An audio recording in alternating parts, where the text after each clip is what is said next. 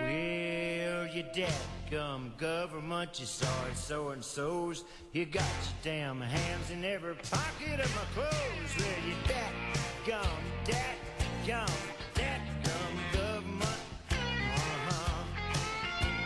Oh, don't you know? Oh, don't you love them sometimes? Hey, boy.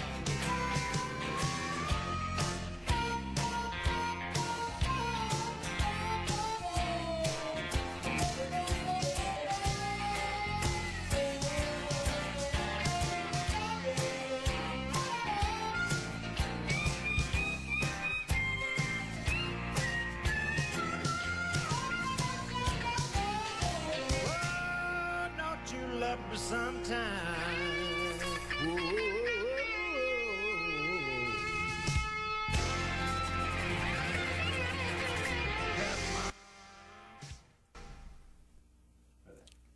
Good morning, Muskegon.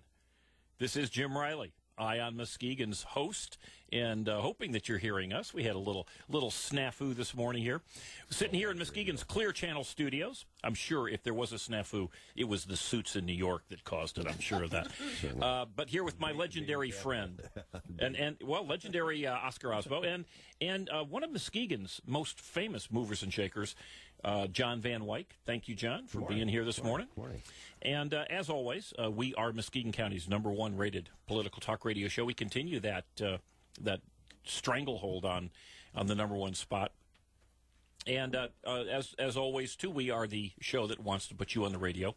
So give us a call right now. The phone number is 231-830-3109. This is your opportunity to get on national media because via the iHeartRadio little applet that you can get on newstalk1090.com, you can listen to Eye on Muskegon in any place in the universe, be it at Earth or any other spot where you do have the iHeart app, which is actually talked to a longtime friend of mine, a guy by the name of Mark Heaton, Mark Heaton. Mark Heaton was in the Greater Muskegon JCs for a number of years, back in the late 80s, early 90s time frame. Worked for Baker College, started with Baker College after he got out of Michigan State University, and got promoted and is now working at their corporate office over in Flint. And they happen to have a lot of people into town this weekend for the Cheers and Chocolate that was over at the Culinary Institute last night. Lots going on downtown last night. Mark I hadn't seen Mark in probably 5 years or so, and he came walking in there, went over and shook his hands, and we were good friends in the JCs. And Mark said, listen to you guys, especially that Baker College segment on the Talkin' Muskegon program when Lee Coggin is on every other Monday. He said, on iHeartRadio. He said, in my office over in Flint. He said, I got you guys on pretty much every morning, but I don't have a meeting. And so I'm going, oh, cool. He's keeping up with what's going on in the Muskegon area by iHeartRadio over in Flint. Which is cool. I do the same thing. That's a great story.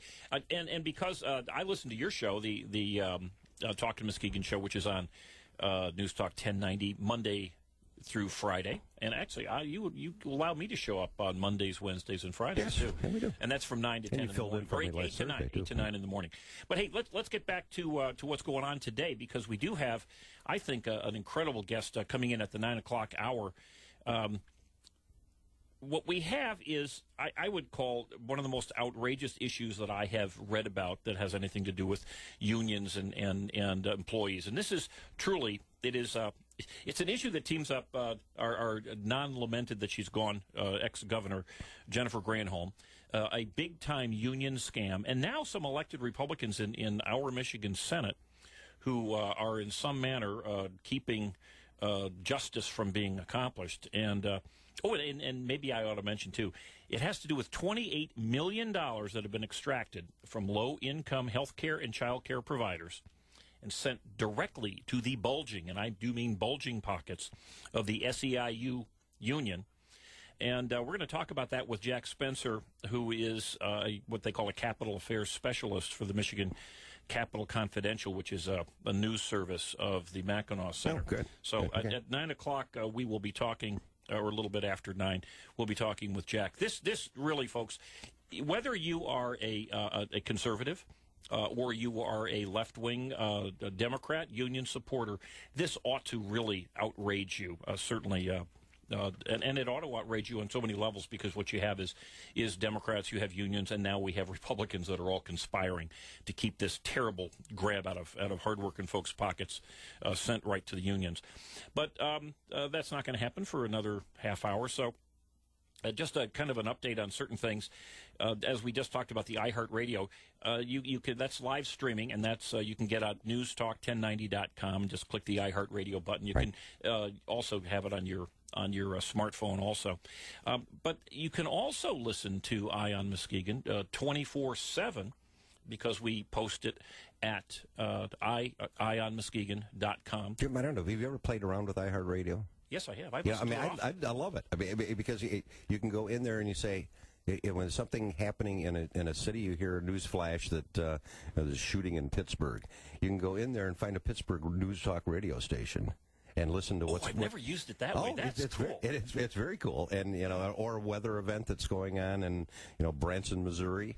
You can find a station that's close by Branson, Missouri, and find out what the local guys are talking about on their news talk radio stations. Well, that's why it's better than Pandora too, because Pandora basically only offers music. This offers music. I mean, plus. you can go right in there, search by, and you can go into iHeartRadio, search by state and then by city, and find something that's close by, and find out what the guys in St. Louis are saying about the Branson, those kind of, it's something that's close by, and to find one of their news talk stations and click on that thing and start listening to their live broadcast from their studios. That is excellent. I have not tried that. That's fun. Yeah. It really is fun to do it.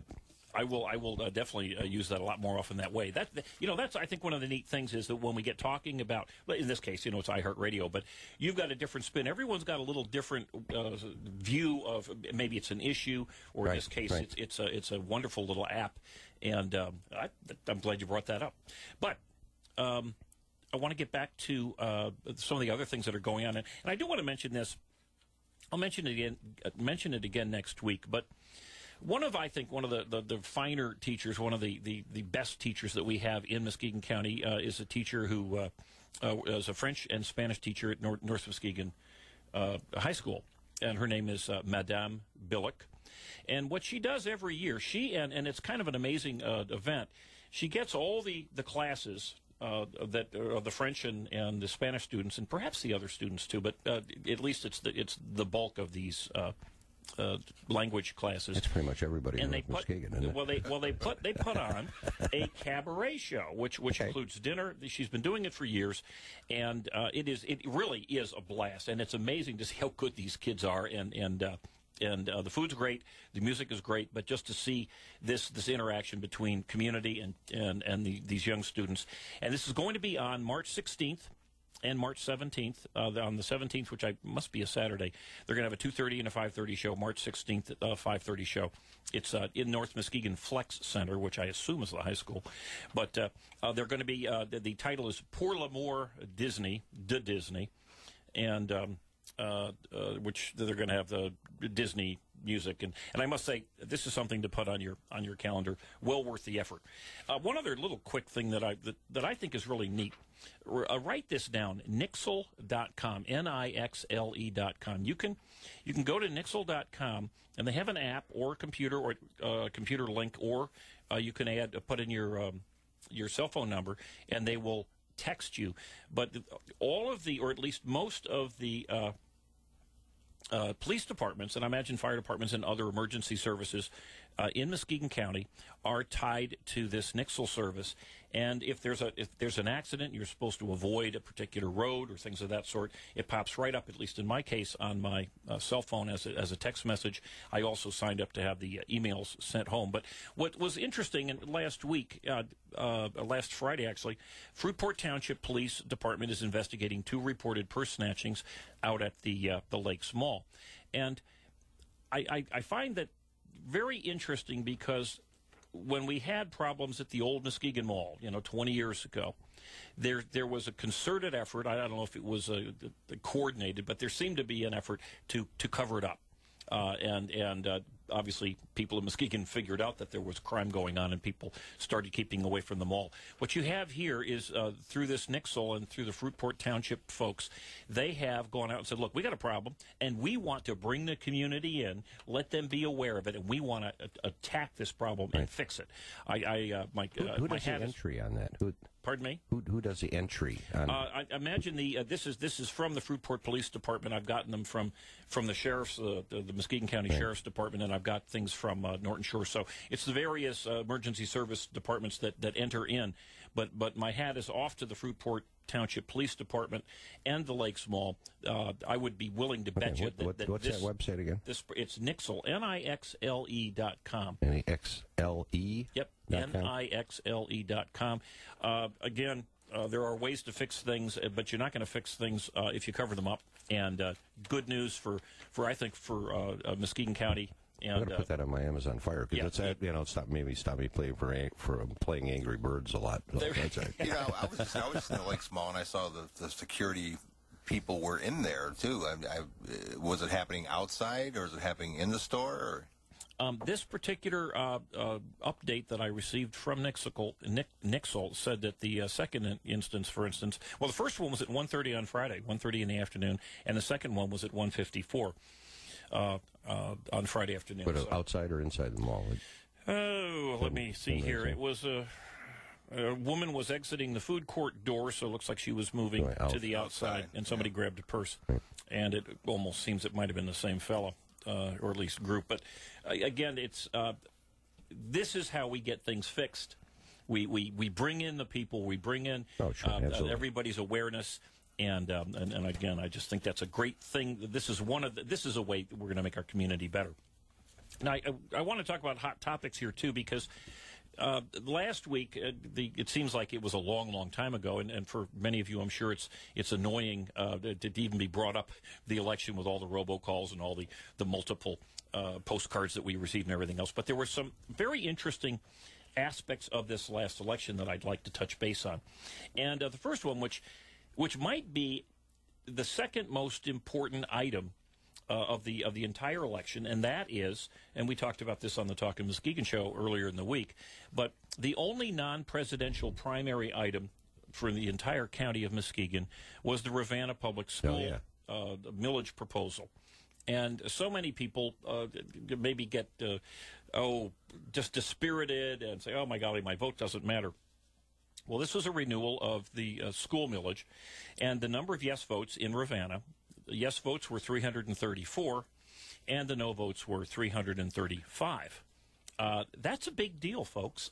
Yeah. One vote, every single one of those 335 no votes mattered, and certainly anybody who stayed home and was a supporter, that mattered too, except, of course, they didn't vote. And again, I wonder from the school board's perspective out there how good of a job they did in publicizing what that issue was on the ballot and how important it was to their operations. Obviously, they'll have to go back to try to get it again. Well, it may be, and that's been typical, is that school boards are because it wasn't from what I read the ballot proposal, and it basically was a renewal of 17-point-something mills for operations for the district, and it really, I mean, if your property is homesteaded, which your primary residence should be, you had no reason to vote against it. Really wasn't increasing your taxes at all. 335 people had a reason to vote against it. And I'm wondering, of course, out in Ravenna, they might just say, hey, we live on the homestead. Well, maybe not claim that exemption. I'll disagree with you there. I don't know the issue. Encourage 335 people go get their homestead tax exemption. So I can't imagine there's that many people that voted in that election that isn't their primary residence, and they probably are not paying that property tax on it anyway. So there may have been other issues, even though it was a renewal. But again, we don't know that. But the point is, I guess maybe out in Ravenna, it's a statement against taxation. Well, it may be. Yeah. It's hard to say, but the reality is that one single vote really mattered. We're going to come back to analysis of the election. They didn't win a state football championship this year. They're probably ticked. Well, that could be. There may be some anger there. You can take it out on whomever. We will come back, though. Some other very interesting items that are a result of Tuesday's election. So we will be back right after this break. Don't you up sometime. Whoa.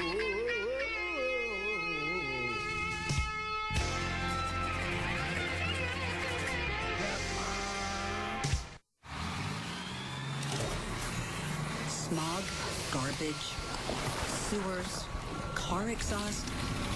Today's world puts our sense of smell on overload. Luckily, there are places we can go to refocus our senses. Our national wildlife refuges. When you visit, your nose will instantly recognize the purity of nature. Bask in the aromatic scent of the black pine trees blowing in the wind. Detect the sweet fragrance of primroses, wild violets, and blue sage. Smell the fresh salt water in the air as waves crash into rocky shoals. When you smell these things, you're smelling the world the way we found it. With over 500 refuges across America, you don't have to go far to make a special connection with nature. Learn more at fws.gov/refuges. That's fws.gov/refuges. A message from Orlando Bloom, Neo, Joel Madden, Lawrence Fishburne, Taya Leone, and Nicole Richie. They do not have to die, but they do. 24,000 children every day. They die for reasons we can prevent. Like not getting enough food or medicine or clean, safe water to drink. 24,000 children every day. But we are gaining ground. A generation ago, twice as many children were dying. Still, 24,000 every day? They don't have to die. They do not have to die. They don't have to die, but they do. They die because they are young and vulnerable. They die because through no fault of their own, they are poor. 24,000 children. 24,000 children. 24,000 children every day. My name is Taya Leone, and I believe. My name is Joel Madden. My name is Nicole Richie. My name is Neo, and I believe. My name is Lawrence Fishburne. My name is Orlando Bloom, and I believe that number should be 0. Believe in 0. Join the effort. Visit unicefusa.org. I took a bullet to the side and left me paralyzed. For injured veterans like Felipe Adams, there are veterans like Armando de la Rosa ready to help. Paralyzed Veterans of America, changing lives, building futures. Visit PVA.org. The Talk of Muskegon. News Talk 1090, WKBZ.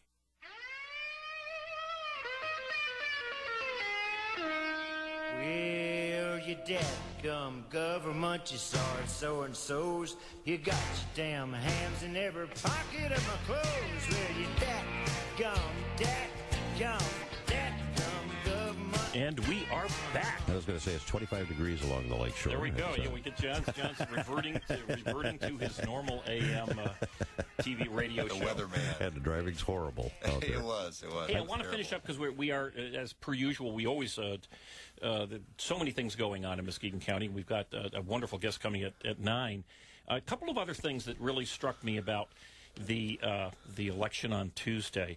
One, if you looked at, and this is just Tuesday, and it's a little hard to determine what the Democrat the turnout to vote in the Republican side of the primary was. I know that at least early on, the head of the Democrat Party and other union members had said that they were advising their voters not to cross over. But if you compare, Mitt Romney got about 2,800 votes, and if you add the Rick Santorum and the Ron Paul vote total, that's about 7,200. That's a 7,200 versus 4,800. That's a huge difference, and I think an argument could be made that Mitt Romney is kind of the establishment, well, certainly is the establishment candidate, and the combination of Rick Santorum and most certainly Ron Paul, those are arguably the disaffected Republicans. And I would say that for local candidates running in our primary elections coming up here in August and in the general election in November, locally, it seems to me that the disaffected Republicans are out, they're voting, they are not happy with the status quo. If you're a county commissioner, if you are an elected official at any other level, open up your eyes or beware, because these folks are energized. They've been out and they voted in very, very good and large numbers. So that, to me, was important. There was two others that are huge, though. One is about 3,400 Democrats voted in Muskegon County, took the Democrat ballot, and about 3,000 of those voted for President Obama. But 401 actually came out and said, I'm going to take the time to go vote in this winter primary, but 400 of them voted uncommitted, which I thought was really stunning.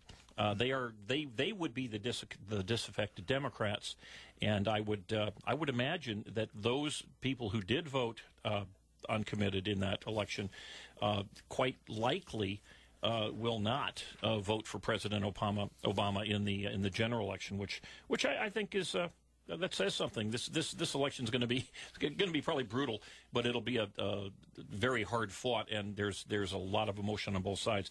And with that, keeping with that emotion, and this to me is the real kicker. I don't want to get too deep into the wonkness, but a Republican House of Representatives or a state rep in our state house, gentleman Paul Scott, was the chairman of the Education Committee for the House of Representatives in the state. And because the teachers union, the MEA, was not happy with some of the things that came out of that committee and were ultimately passed and signed by the governor, they targeted him for recall. And in fact, he was recalled this summer. And a very brutal, really nasty campaign that, not surprisingly, the major media chose not to highlight, because most of the nastiness actually was coming from the MEA. Well, they had an election, a primary, to replace Paul Scott, and the Republican who was running for that seat absolutely trounced the Democrat. Interestingly, the Republican gentleman named Graves won every single precinct in just about every single township and city, with one exception. So that is a real slap into the face of the Michigan Education Association. It certainly ought to be a slap to the members of the MEA whose union dues went to this very expensive, very nasty campaign to take out an otherwise fine gentleman. They just disagreed with his policies. They really slandered and slurred him. And now, bingo, we now have another Republican who has essentially said he stands for the same things that Paul did. So how did that recall work out for you? I guess from the conservative standpoint, it's one of those kind of things. It's not nice to see them spending their money that way. Well, I think it's a sad commentary. If that's what they want to do, and if their membership is going along with it and not caring how their membership dollars are being spent, and I think it's time that maybe some of their members spoke up and said, maybe we don't want to spend our money that way. I think you're going to see a lot more teachers and members of the MEA giving at least that a second thought. One other thing, too, I put this on my blog, which is the MuskegonPundit.com blog, and I think I put it on EyeOnMuskegon also. But there is another video where people in Minnesota are flagrantly saying they want to register as Tim Tebow or Tom Brady and a variety of other people. And the folks in Minnesota in this video are very helpful, even though it's clear that these are not the same people. Voter fraud can happen. I voted again without my photo ID, even though there's this phony baloney law in the state of Michigan that says you must have a photo ID in order to vote.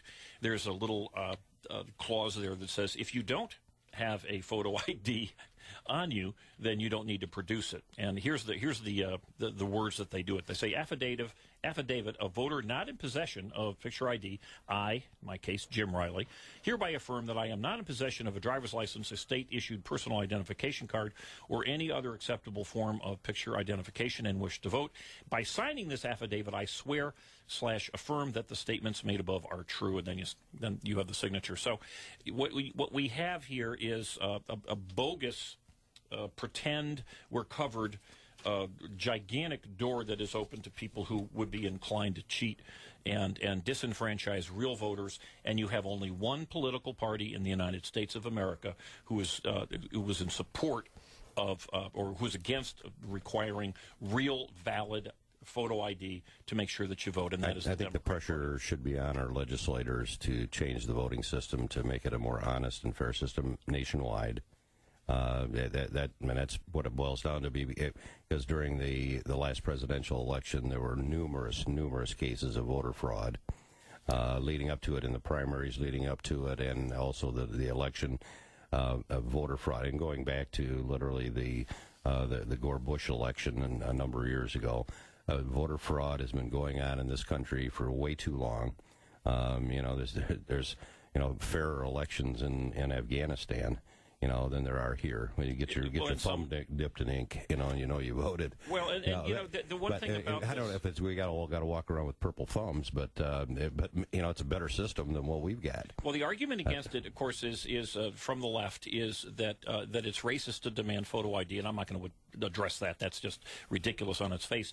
But the other argument, which carries some weight with some, is that there's no proof of voter fraud, therefore there is no voter fraud. Well, there is no method, there's no procedure, there's no way that is set up to catch voter fraud. For instance, if a variety of people were to vote using what I did, and they voted in the place of people who did not vote, and we only had, 13 or so % in Muskegon County, you can easily, for $10, get an Excel spreadsheet of every single registered voter. There's 125,000 registered voters in Muskegon County. Only 13,000 voted. And if you would have walked into any district and said, I'm Fred Smith, and I don't have my photo ID, you would have been allowed to vote. And there was absolutely no check in place to keep that vote from happening. And I don't, frankly, see that it's happening much, if at all, in Muskegon County. There are craziness going on here. It's no more racist than showing my pictured ID when I go to Walgreens to get my Advil cold and sinus. Well, it just means we got to wrap it up and top of the hour is what it is. I would say that. Okay, and we're getting a little call from Roger Miller that apparently they don't want to talk about the election any longer.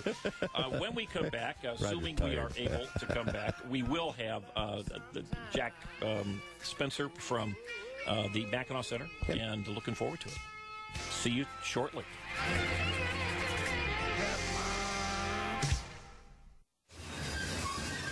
Cold steel, rough concrete, tough plastic, synthetics. Today's world is enough to make us lose our real sense of touch and feel hundreds of miles away from nature. Luckily, that's not the case. There are places all around where you can get in touch with nature. At the National Wildlife Refuges. Here you can experience the warm, inviting touch of nature at every turn. Feel the smooth, gentle bark of a white birch tree on your fingertips. Walk barefoot on the smooth, water-worn river stones. Feel the soft moss lining a towering wall of limestone. When you feel these things, you're feeling the world the way we found it. With over 500 refuges across America, you don't have to go far to make a special connection with nature. Learn more at fws.gov/refuges. That's fws.gov/refuges. If you love food and your heart, go grocery shopping with me, Mon, short for mono-unsaturated fat. And me, polyunsaturated. We're the Better Fat Sisters. Over here in the cooking oil aisle, choose canola, olive, and other vegetable oils. Liquids are better for your heart than solid fats. You'll also find us in fresh foods like avocados, nuts, and fish. Before you put any baked goods, packaged, and prepared foods in your cart, read the labels. Avoid our bad fats brothers, saturated and trans. They love to clog your arteries. We're heart healthier, but let's face it, we're fats. We all have the same 9 calories per gram, so watch your portions. And thanks for shopping with us. The Better Fat Sisters. Be kinder to your heart. Learn more and get recipes at heart.org/facethefats. Nationally sponsored by Canola Info. The Talk of Muskegon is News Talk 1090 WKBZ Muskegon and heard 24 hours a day on WOOD HD2 Muskegon. Neon, day glow, flashing lights, special effects. Today's world puts our sense of sight on overload. Luckily, there are places we can go to refocus our senses. Our National Wildlife Refuges. It's a wonder how much you'll see once all the distractions fade away. You may see a lone eagle soaring past massive snow-capped mountains, or a great horned owl perched stoically on a branch nearby. You may see the furry face of a baby sea otter curiously poking its head out of the dark blue sea, or ancient rocks shaped by centuries of wind. When you see these things, you're seeing the world the way we found it. With over 500 refuges across America, you don't have to go far to make a special connection with nature. Learn more at fws.gov/refuges. That's fws.gov/refuges.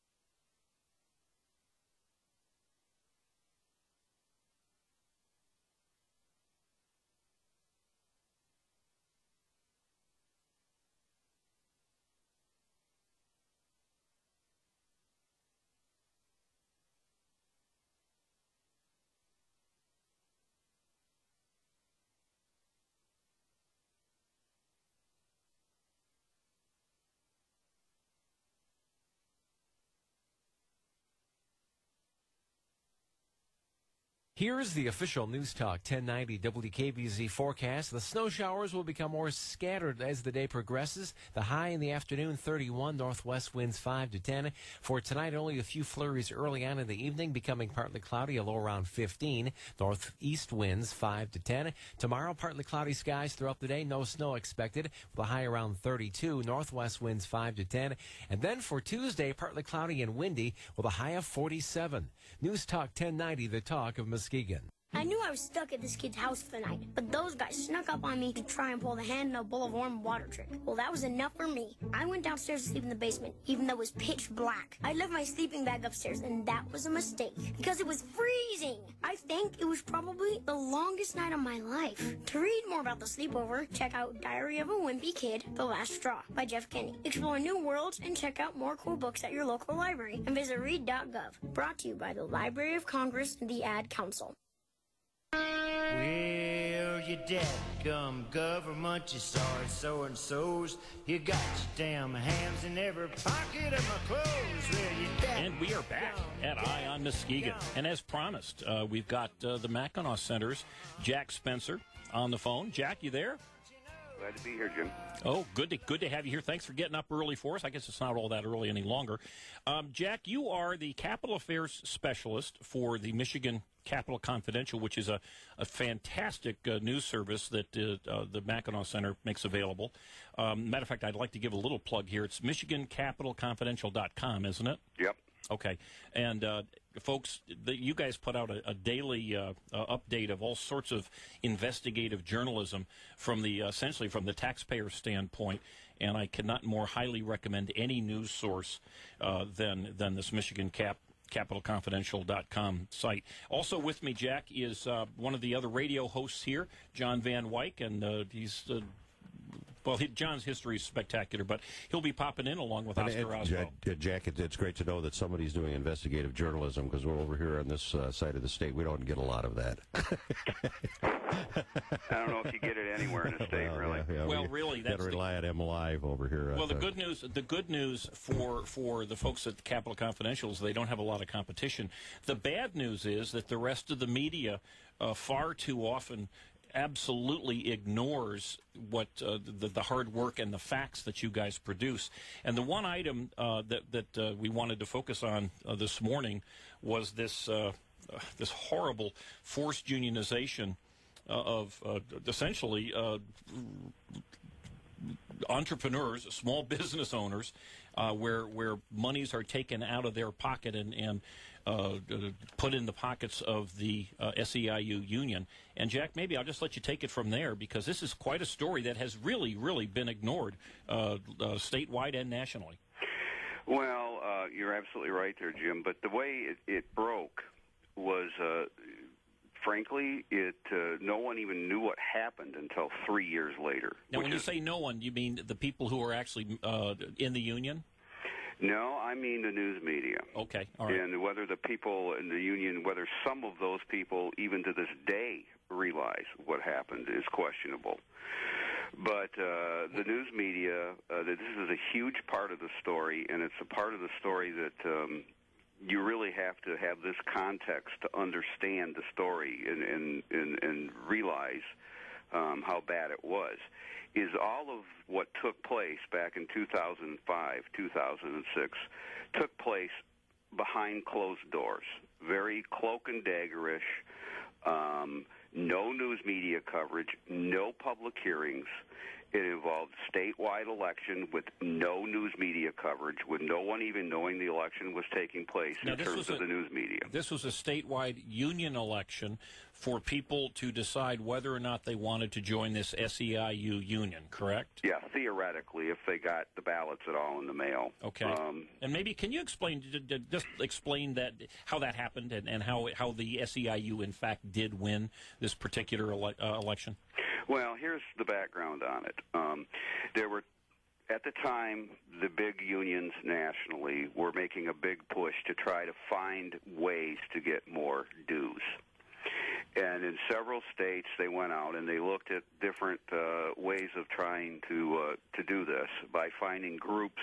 And here again, you trip right away by having to use the word group. I'm not even sure these people are a group, but by finding people who got some kind of government checks and trying to figure out ways to say that they belonged in a union and get them into a union so they could get dues. In Michigan, the two groups, I guess I have to use that word, of people they went after were the daycare providers across the state, individual people from the border to the Upper Peninsula that took care of people's kids working out of their own homes, and these so-called home health care workers, or home health workers, whatever you want to call them. Again, they work individually for people in their homes, and even most of these people, as it turns out, don't even do that. They only work for one person, quite often a relative, or taking care of their own kids. Okay, no, that's okay. That's a definition, if you will, of the home health care worker.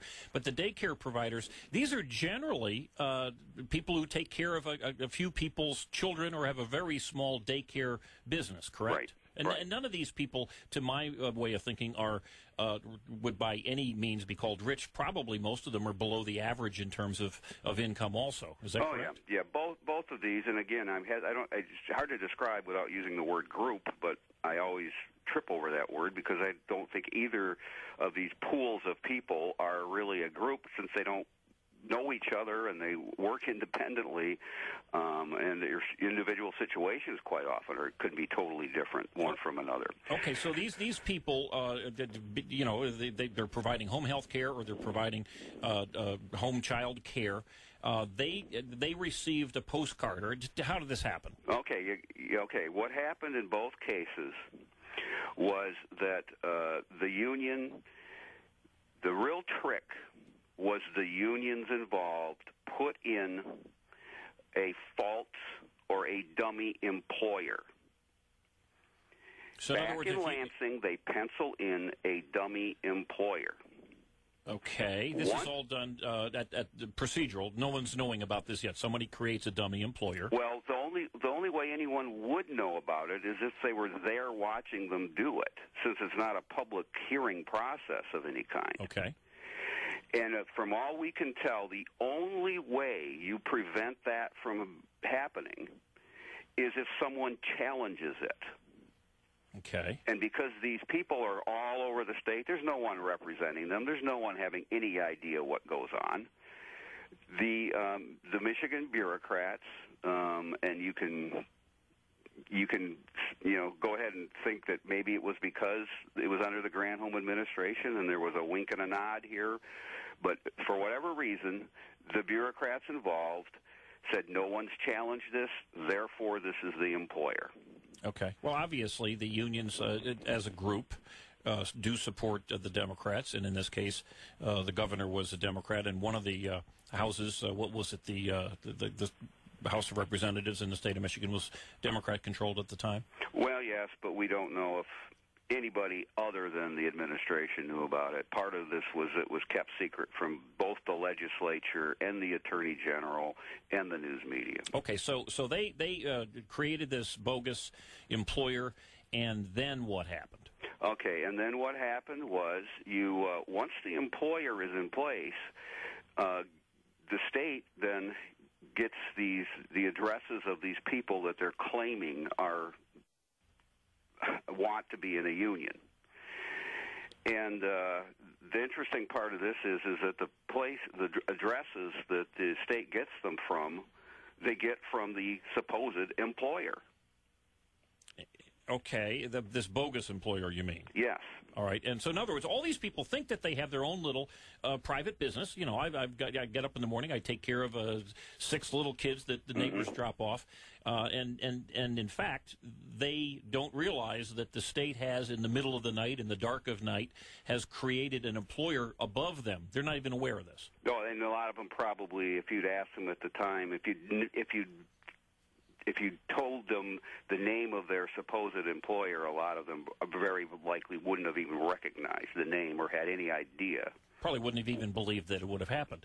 Okay, so then this bogus employer, which had this list somehow generated of people who were running their own little businesses, somehow got them unionized. How did that happen? The way you do that is you go out and you have your foot soldiers that the union had plenty of. And they go to these people's homes and they say, here's a card, and if you will sign this, we believe we can get you health care and we can get you a pay raise. And a lot of people sign the card. Now, considering the fact that they had to get maybe about, in the case of the home health care workers, they had to get about 20,000 of these things signed. You have to believe some of those people on their front porches asked a couple questions and knew they were being unionized or knew that it had something to do with a union. A lot of them probably didn't. They probably just signed the cards saying, gee, this sounds good. But then you bring those in and you hand them over to the state bureaucrats, who then say, okay, you've got enough of these to hold an election. And then again, they're using these addresses that the dummy employer gave them. They send them out in the mail. And at the end of the day, and I'll just talk about the home health care worker one now, because that's the only one that's continuing. The daycare one has had a stop put to it. Okay, but the home health care workers is the one that continues. And what they did is they get these things in the mail, allegedly, although we're now finding out, we think maybe as many people as voted yes in the election, maybe just as many people were at the wrong address, and that the ballots came back marked wrong address. Okay, so and by the election you mean a postcard was sent, and then the people had to send it back saying that they wanted to be in the union. It was a ballot in the mail, and we're going to be doing something on that shortly that shows the ballot and shows that even if somebody knew what was going on, they might have had reason not to vote, because that ballot was confusing anyway. But since you've got supposedly thousands of these workers, the ballots came back in more than 50% of the total number of workers? Oh, no. The ballots that came back, the number of yes votes represented 16% of all the people that were supposed to be involved. So how can you be forced into a union if only 16% of the workers vote for the union? Well, because an even smaller number voted no. and the vast proportion of people just simply didn't cast a ballot. So the system is set up so that even if you say, look, I don't want to be in a union, and I got this postcard, and I'm just tossing it out, I don't have anything to do with it, I own my own little business, that vote is essentially tossed out. It's not counted as a no. Yeah, well, not only that, but it's beginning to look like very likely people whose ballot came back marked wrong address didn't get a chance to vote either. Which may very well be greater in number than the total number of yes votes. We're beginning to think that that's a possibility, yes, from some information we've been getting.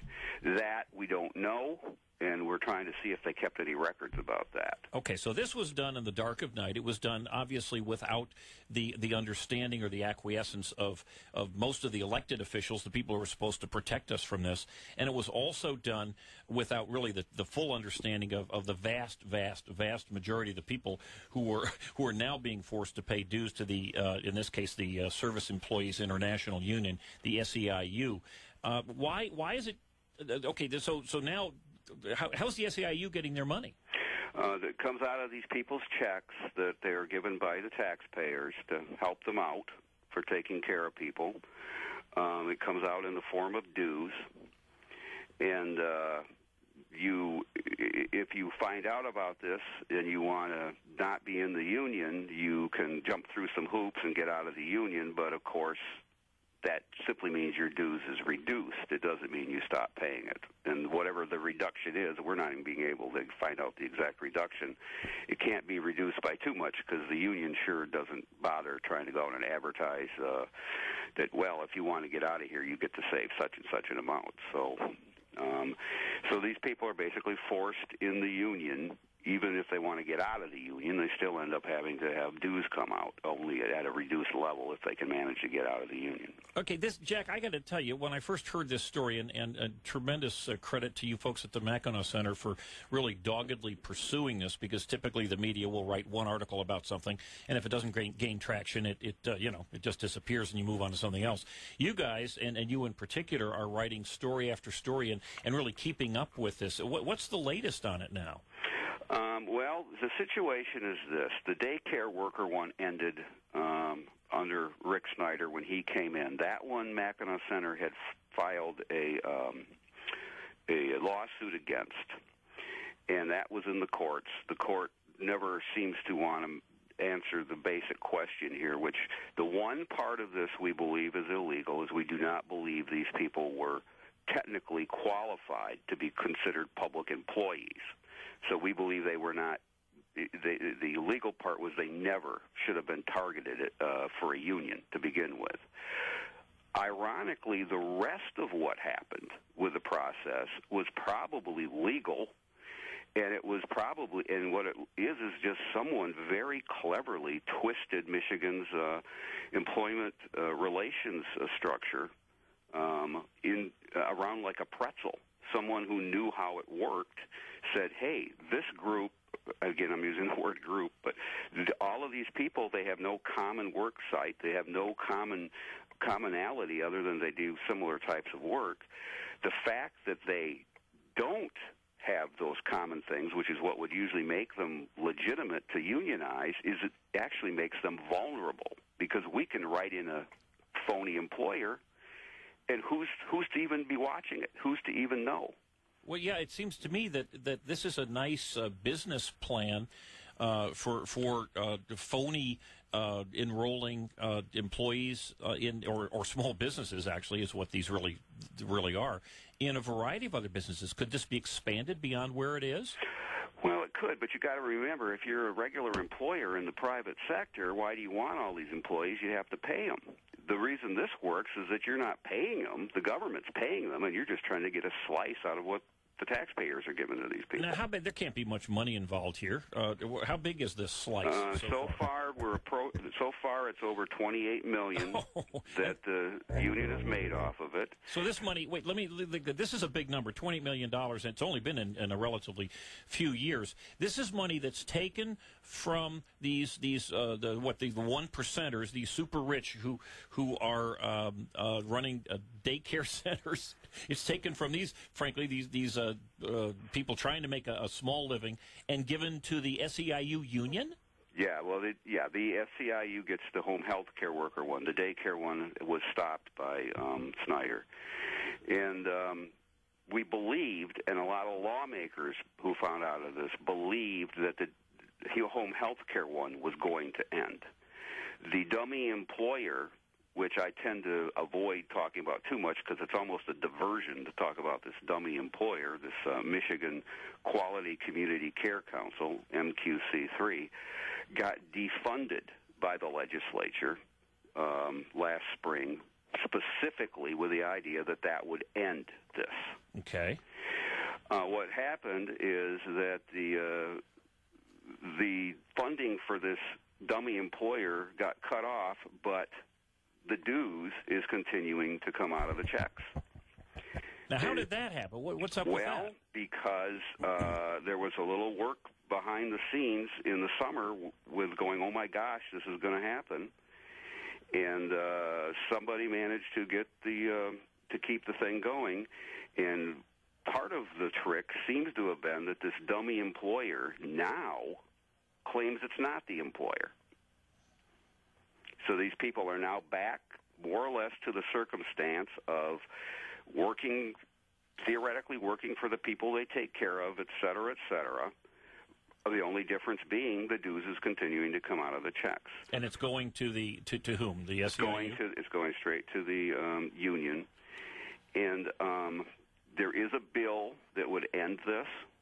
It's House Bill 4003. It was passed by the House last June, and the Senate is sitting on it and so far refuses to move it. Now, the Senate and the House, for the last couple years, has been controlled by the Republicans. Republicans typically are not super union friendly, but this is an issue that really even I think union people could get behind in saying, wait a minute, this is just a wrong.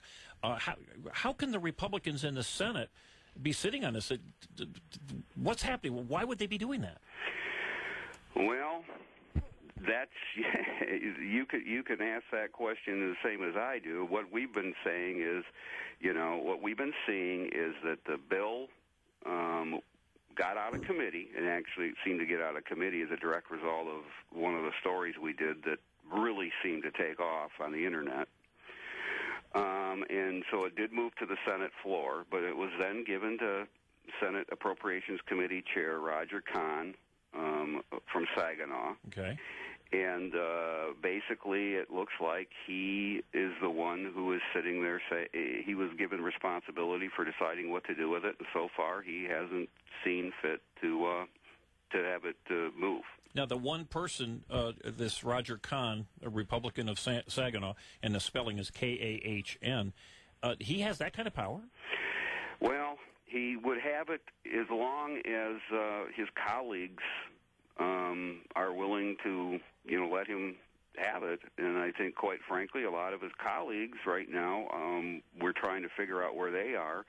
But all the information we have is that his colleagues may vaguely know about this and have prefer to just not really look closely at it, and until their comfort zones are invaded enough, they can continue to just say, well, we think maybe the bill ought to be moved, and we don't know why leadership won't move it. I mean, that seems to be the answer they're giving when they get emails. So, Jack, you think if, it's home health care workers, if they're listening to the program, they probably ought to be calling, at least here in Muskegon, they ought to be calling Jeff Anson and saying what's going on.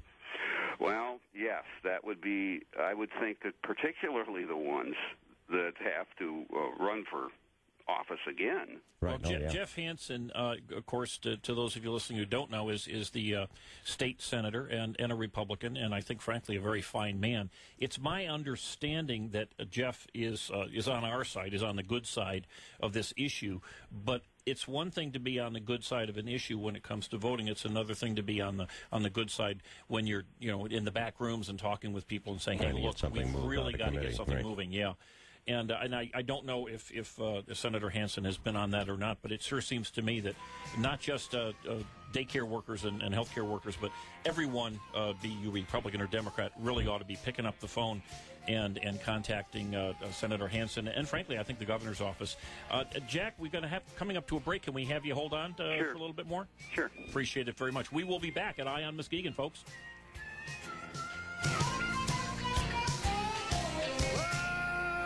You love me sometime.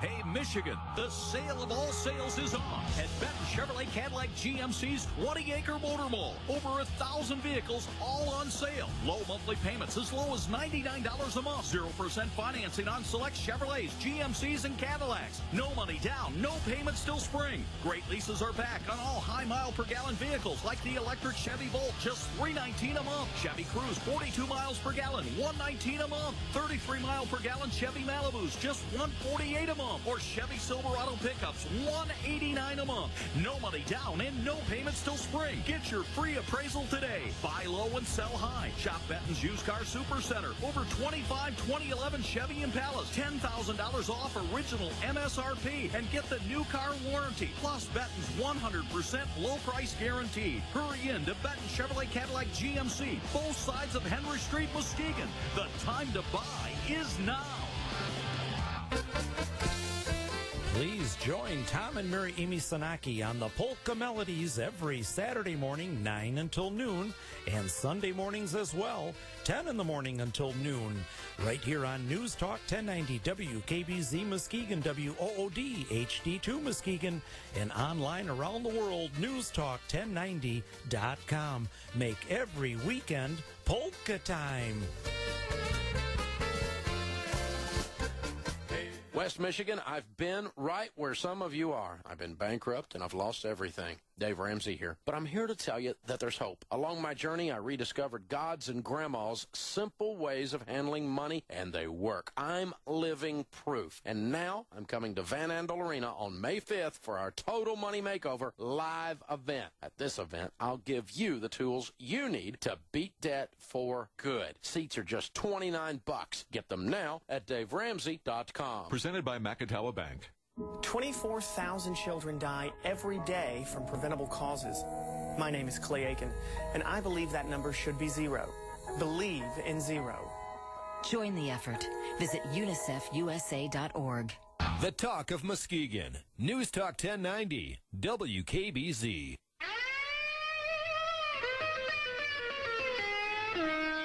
Well, you dadgum government, you sorry so-and-sos. You got your damn hands in every pocket of my clothes. Well, and we are back at Eye on Muskegon, Muskegon's #1 rated political talk radio show.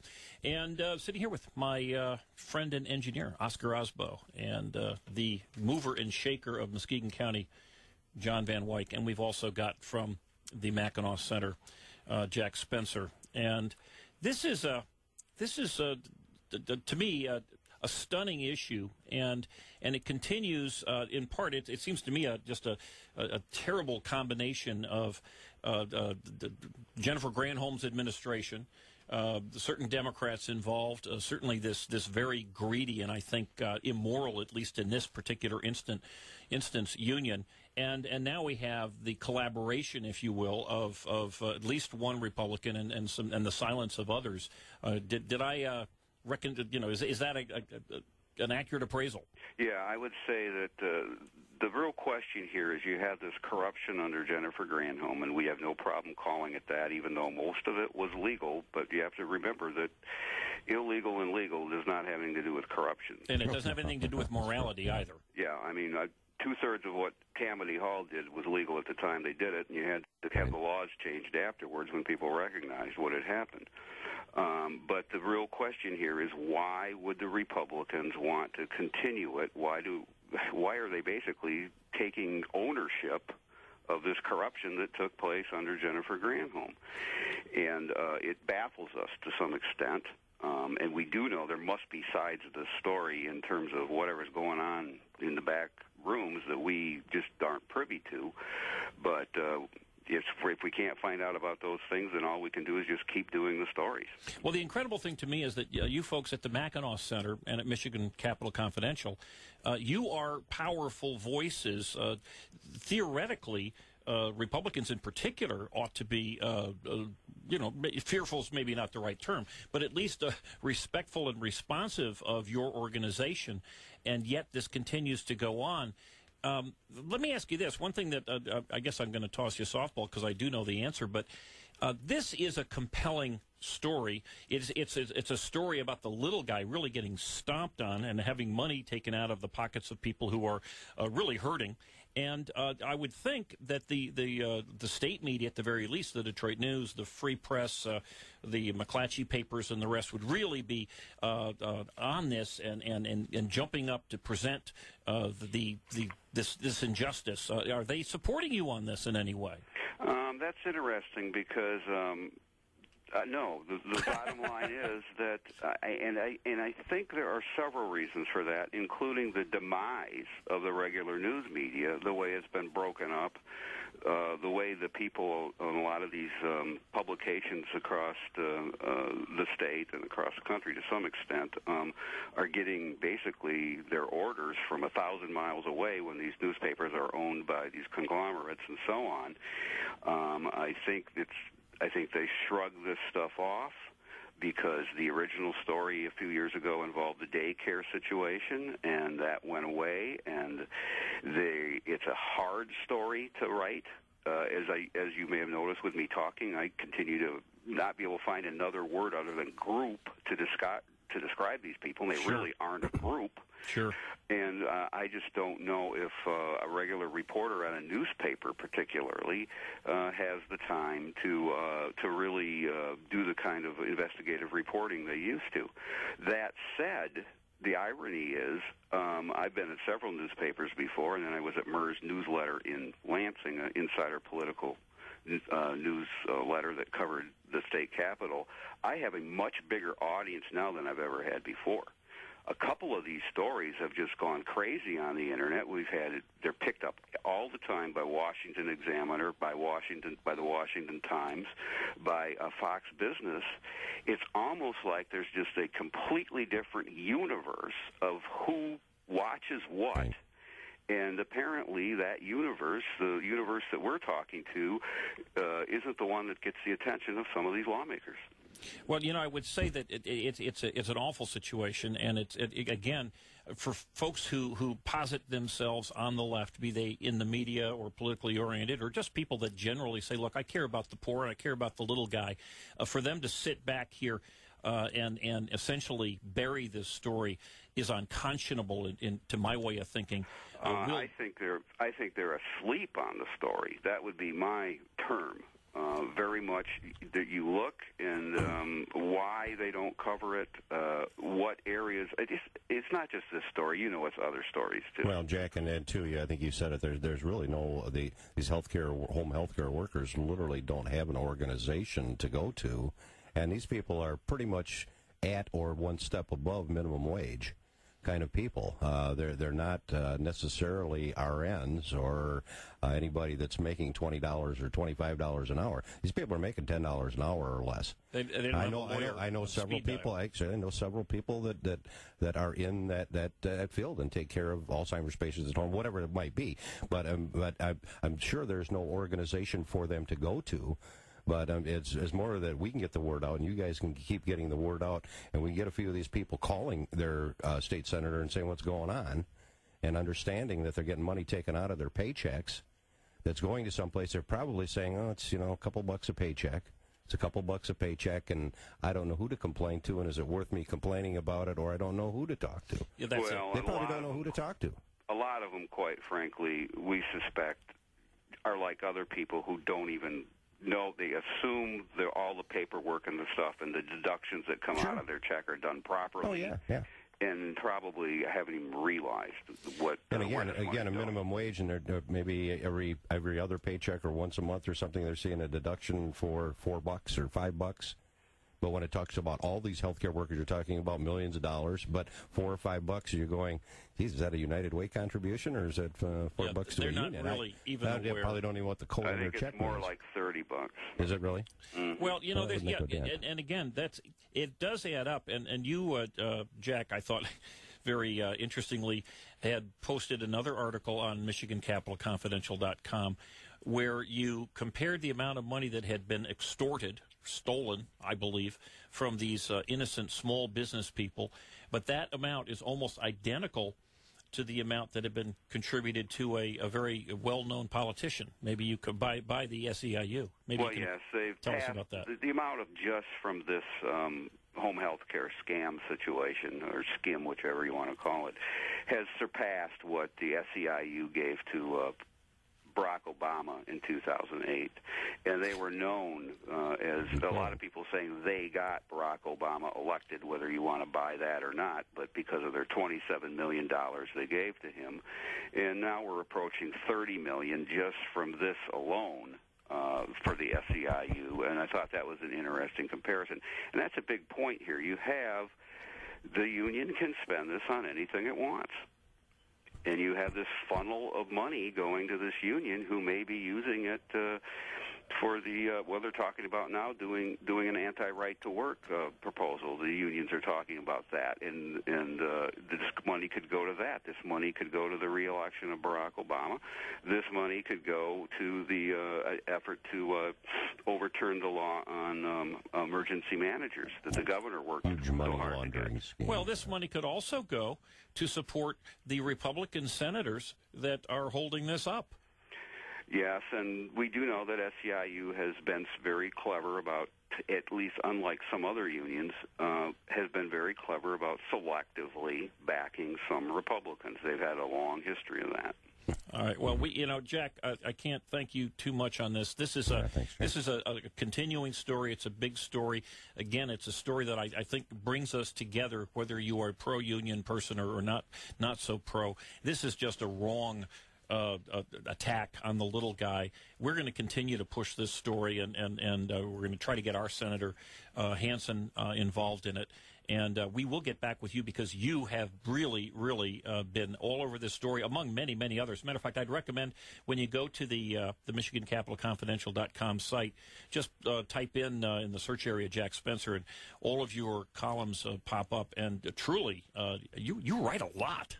We're trying to do one a week, and we recognize that part of the reason this has lasted is because periodically there'd be an article about it, and some people might get a little upset, but then it would disappear and no one would write about it again for a month or a year or whatever. So we're trying to do one a week at least. And maybe the people out there listening to this show and others might even want to pick up a pen and pencil and or get on your computer and send an email to the Muskegon Chronicle here in town. Jack, thank you so much. Have a great Sunday. Thanks. We will hopefully have you back on here. We're coming up to a break. Roger Miller is he's probably even grumpier now about the dadgum government than he was when he wrote this song. So we will be back after break. Thanks so much, Jack, from the Mackinac Center. Thanks for having me. Bye-bye. Oh, don't you love me sometime?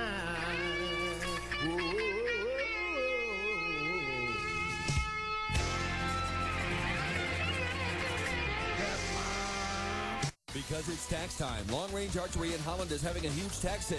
Mother Nature wasn't nice to us this year, so you can take advantage of the overstocked ice fishing gear. Use your tax money at Long Range Archery and save. Long Range Archery, 2530 Van Omen in Holland. Mike Rowe here with Jim Twitchell, Senior Master Technician for Ford. Jim, a lot of people hear about the works and they figure it's an oil change. No, Mike, it's not just an oil change. The works includes an oil change, tire rotation, multi-point inspection, and more.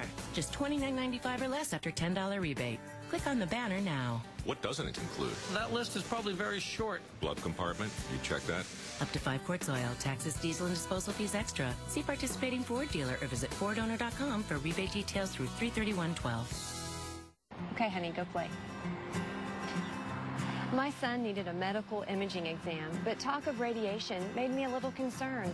So I asked our doctor, how will this exam improve his care? Are there alternative tests that don't use radiation? Is the facility accredited for quality and safety? And will he receive a child-sized radiation dose? Our doctor told me if you need a scan, the benefits outweigh any risk.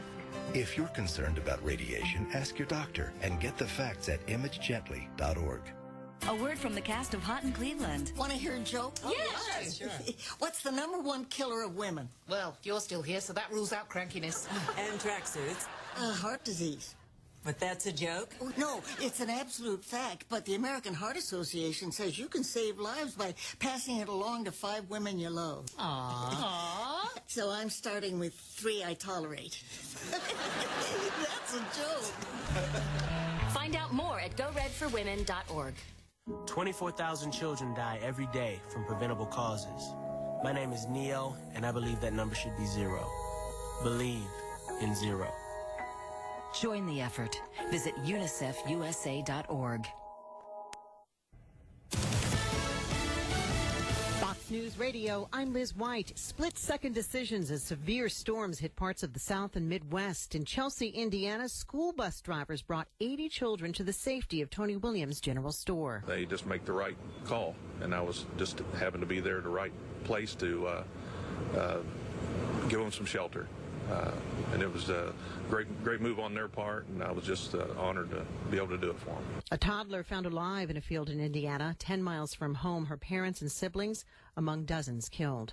Monitors filming Russian elections, which have never been more scrutinized. The authorities say that will prove that they will be fair and that Vladimir Putin doesn't need to cheat his way to victory, that he has enough public support. Sky News' Amanda Walker, late word House Majority Leader Eric Cantor just endorsed Mitt Romney on NBC in the GOP presidential race. Fox News, we report, you decide. Good morning. It's Sunday, March 4th, and here's the official News Talk 1090 WKBZ forecast. Snow showers will become more widely scattered later today with a high of 31. Tonight, a few flurries in the evening early on. Otherwise, it'll be partly cloudy. A low of 15. For tomorrow, partly cloudy skies at a high around the freezing mark, and then it warms up for a couple of days. Tuesday and Wednesday, highs in the mid to upper 40s. It'll be more on the windy side, though, as we get into the middle of the week. News Talk 1090 WKBZ is the talk of Muskegon.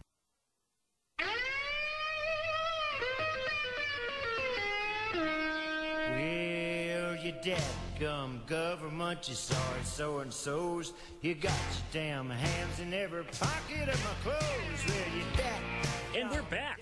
I was just talking with the guys off air.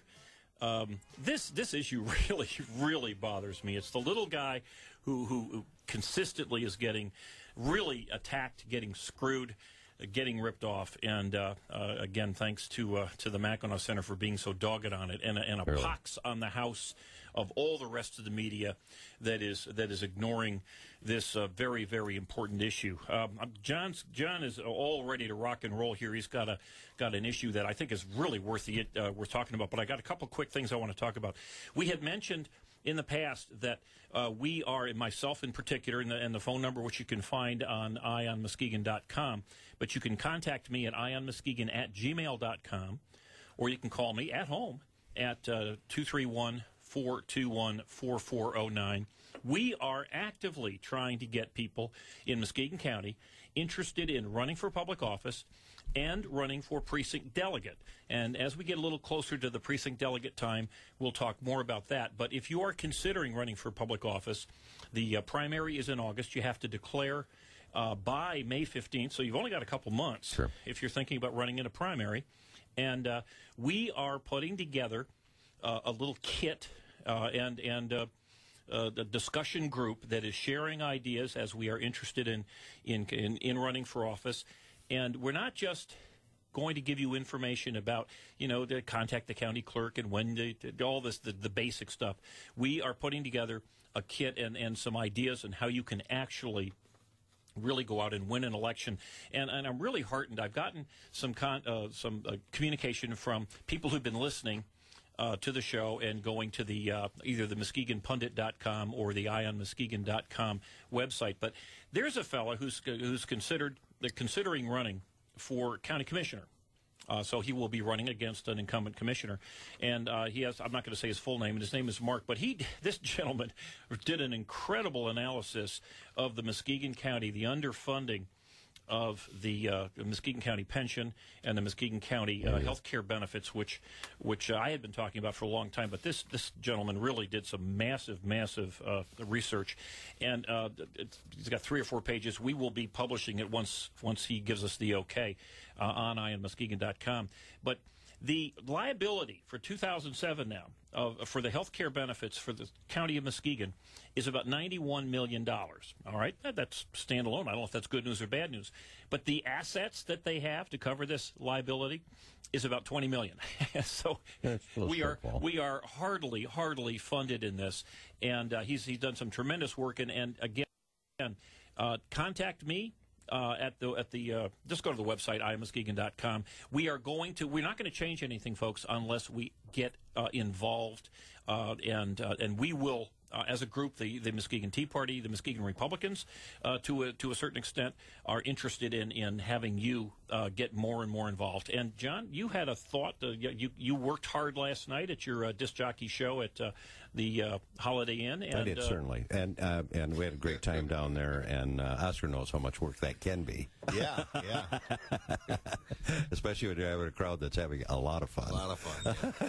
And we're going to continue to have a lot of fun down at the Holiday Inn for the next several weekends. And I've been down there, and it is a lot of fun, folks. And so, anyway, come down and see me down there, and if you get some opinions, I probably won't have time to talk to you. But I got done last night. I got home, and Kath and I got to her house, and she stuck a frozen pizza in the oven because I really didn't have any time to eat anything. It was so busy down there. And I'm sitting there watching Channel 13 because I use a regular digital antenna, and the only station I can get that time of night. And within about a half an hour period of time, there were 2 ads on there.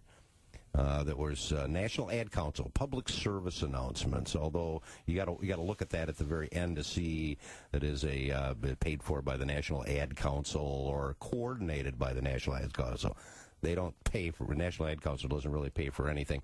Funding has to come from a nonprofit organization or governmental entity to go to the National Ad Council in order to run public service announcements. They're not free to produce by any means, and it happened to be 2 ads that Michelle Obama's telling me about the Let's Get Healthy America campaign, and she's shooting basketball hoops, very nicely dressed, and I'm going, who's paying for this kind of ad? And by the time the pizza was coming out of the oven, I saw it the 3rd time. And maybe they believe that you didn't watch the first 2. Just ask the people out there, in the last 3 years, how many times have you seen Michelle Obama on TV promoting anything at all? Now that we're in a campaign season and her husband happens to be running for re-election, she goes to and gets involved with a thing called the Healthy America campaign, and is producing television commercials that I saw 3 times in 1 hour. Can I say the thing about the 3 times, though? Because, I mean, knowing in radio and everything else that sometimes PSAs, if you have nothing else to put in there, you put in a PSA. If that's the only PSA you have. Oh, yeah. That's what I know, and it kept running, and I'm going, and if you're watching Channel 13 today, just pay attention to see how many times you're going to see Michelle Obama on there telling you to get healthy. Well, it made me healthy because I didn't eat all the pizza. So it did work. It turned an effective ad. We should make our own. So I started, and I'm getting a little upset by watching this thing. I'm going, I really don't want to watch Michelle Obama shoot basketballs at 2 o'clock in the morning. I really don't want to watch this. I think we should get G-Man and we have him shoot basketballs, and we'll say. Well, at least he could promote building his grill. Yeah. another whole thing, and that's not healthy. That's good eating. That's good eating. That's right. Good eating, America. I just looked into this Let's Get Healthy America program. Yeah, because it seems to me that they should be allowed to make their own advertisements. Why is this annoying to you? Well, the Let's Get Healthy America program is actually a part of the recently, or signed into law 2 years ago, the Health Care and Education Reconciliation Act of 2010, which is Obamacare, which a lot of people refer to as Obamacare. So this is funded by Obamacare? As part of the Patent Protection and Affordable Care Act, which is a companion piece to Obamacare, and America's Healthy Futures Act, which is also part of another companion piece that was signed into law in March of 2010. Just out of curiosity, how many times did those that remember the Betty Ford commercials that used to come on all the time about the National Ad Council, but a lot of those were funded by the American Cancer Society. Were they? Okay. And by the rehabilitation centers that she went through when she had her alcoholism issue. But again, and the National Ad Council National Ad Council is kind of this nonprofit organization that takes public service ads and they find places to distribute them. Mm-hmm. They're a distributing organization, and the government obviously takes advantage of that. You see military ads for the Army, Navy, Air Force, Coast Guard. Those are all go through the National Ad Council, and they're really a distribution house. They're more like a Buena Vista for Disney. They're a distribution house. Okay, but wait a sec, though. Let me make sure I understand this correctly. What you're suggesting is that, number one, the money for this ad came not from a private charity or some other place. It came from the federal government, which, of course, in this case, was essentially a wand waved by the secretary of whatever that department Health and Human Services, yes. And then they said, what are we talking now, 8 months before the next election, the big election for the presidency of the United States, that the federal government is funding these, Michelle Obama, the First Lady of the United States,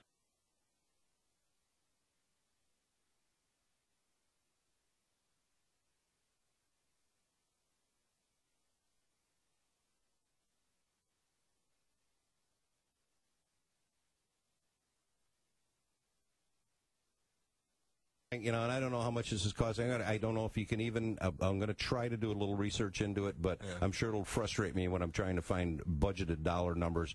But Oscar, you've been involved in television production for the last many years, and I've been involved with some radio production and production of advertisement, especially in the video side, is not cheap. Right. When you get to the national production of an ad, the sets, the actors, and I'm wondering if Michelle did Michelle get a talent fee for doing this? I don't know. I would think. I mean, I would. I'd want a talent fee for spending several hours of time, wardrobe, makeup, all this kind of stuff that I'm sure she had to go through to get to be on there, and maybe some basketball hoop shooting lessons by her husband. I'm sure it wasn't the first time. I mean, she had to get prepped for doing this commercial, and the scenes in the studio, and I mean, all the costs of producing and editing and everything else, sound editing, everything else that goes into making a television commercial. I mean, they talk about $1 million ads at the Super Bowl. We're talking millions of dollars to promote us to eat healthy. Mm-hmm. And it's being paid for by us, taxpayers, that are paying for Obamacare through however they're funneling this money to pay for an advertisement campaign. When I can watch what plane did you use to come over there? Any one of the news programs out of Grand Rapids, Fox 17 and 8 and 13, all do healthy segments on their morning programs and noon and everything else, and they get lots of good doctor's program. All these programs that are on, that's really good information. Is being paid for by sponsors. I don't need the federal government to tell me I need to eat healthy. Well, not only that, and then to tell us that you're not paying enough in taxes. That's way off whack. I mean, I'm sorry. And for it to be, they were telling you don't take drugs, but that wasn't. You said that wasn't federal government that told you that. Maybe the frying my brain thing? Yeah. Well, again, and you can be sure that the media, if things were reversed, if this was Laura Bush, they would correctly say, wait a minute now, come on, we got a big election coming up. Raising money and getting publicity matters. I think, John, I hope that a lot of people have a similar response to you, and maybe it'll backfire, because really this kind of abuse, we know that with the billions of dollars are being just tossed away with all of these green companies. Another company just, I believe it was yesterday or the day before, a company called A123 Systems expects its largest quarterly loss in history. They're laying off people like crazy. These are people that make the batteries for vehicles. And, of course, the Muskegon County is looking for a new battery company to come in town. I'd be very surprised to see that happen. The Chevy Volt, as we know, which is a very troubled vehicle, highly subsidized to the tune of tens of millions of dollars. General Motors is now halting production of the Volt for at least a month or two, and who knows down the road. Now, we are running out of time here. We got just a few minutes. A couple things I want to run by here.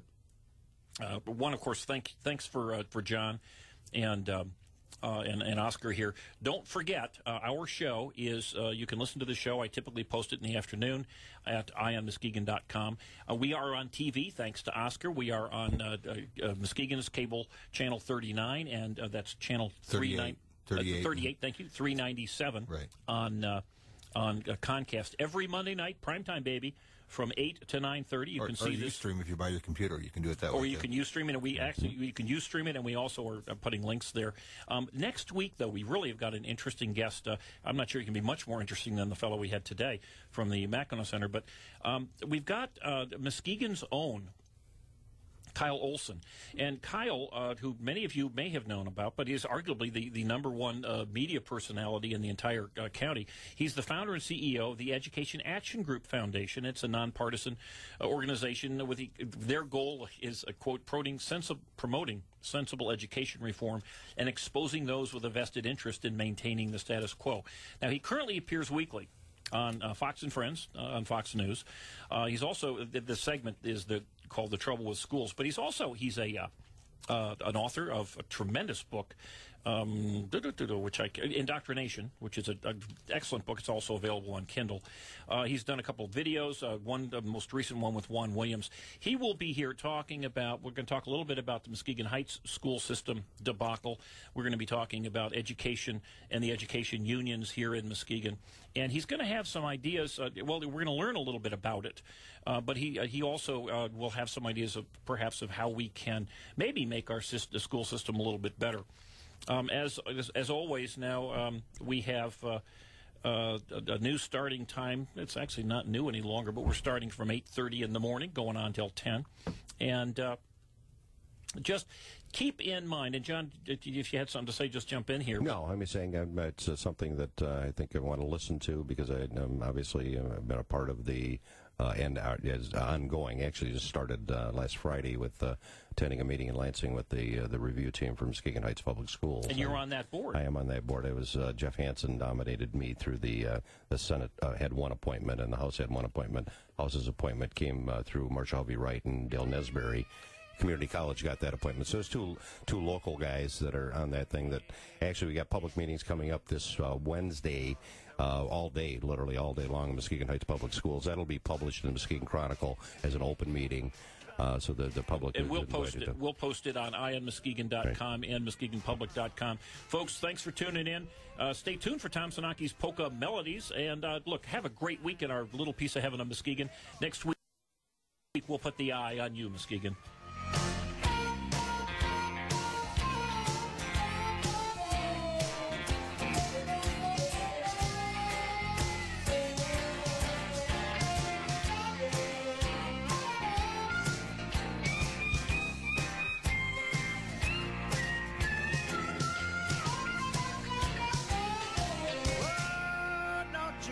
Sometime.